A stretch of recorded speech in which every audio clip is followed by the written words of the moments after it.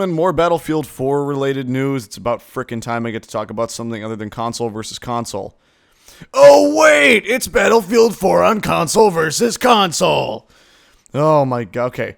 I'm going to say it again. I'm going to say it for the billionth goddamn time. The PlayStation 4 has more raw power than the Xbox One, and that's fine. The Xbox One is going to be a far better media consumption machine because it has the ES RAM and it has the HDMI in. If you want something that's going to be the center of your home entertainment system, get an Xbox. If you don't care about that, get a PlayStation. There you fucking go. From looking at the gameplay from the PlayStation and the Xbox and the PC side by side, PC looks the best. PlayStation has about 95% of the fidelity of the PC. If you're not counting dust, then it has about 90%. And the Xbox has like 87% of the function of the fidelity of the PC, not counting the dust. It has about 93% not counting dust.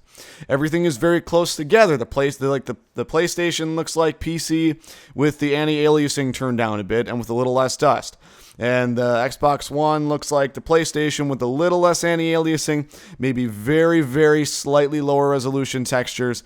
And, you know, the lighting effects are pretty good universally because lighting is pretty easy to handle now that we have decent GPUs and everything.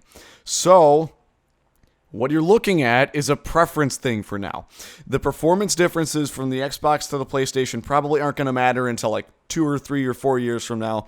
So unless you're in this for the super long-term game, then I wouldn't really care which console you got because you're paying for multiplayer either way. Once again, I can't really comment on frame rate, so I'm going to assume that on, PlayStation, it's been confirmed 60 FPS.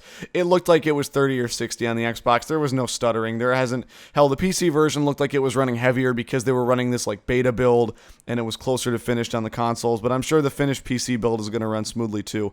It didn't look like there was any screen tearing, didn't look like there was any micro stutter.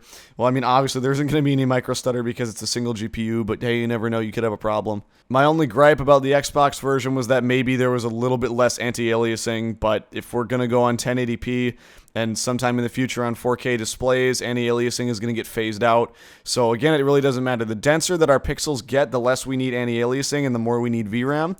So the APU setup is kind of smart because instead of using a fast GPU to do the anti-aliasing, instead we can use a big block of fucking VRAM to do high texture resolution and high resolution game, high screen resolution in general. All in all, it looks fine, except there's a little bit less anti-aliasing than the PlayStation, and the PlayStation looks fine, but it's got a little less anti-aliasing and a little less smoke than the PC.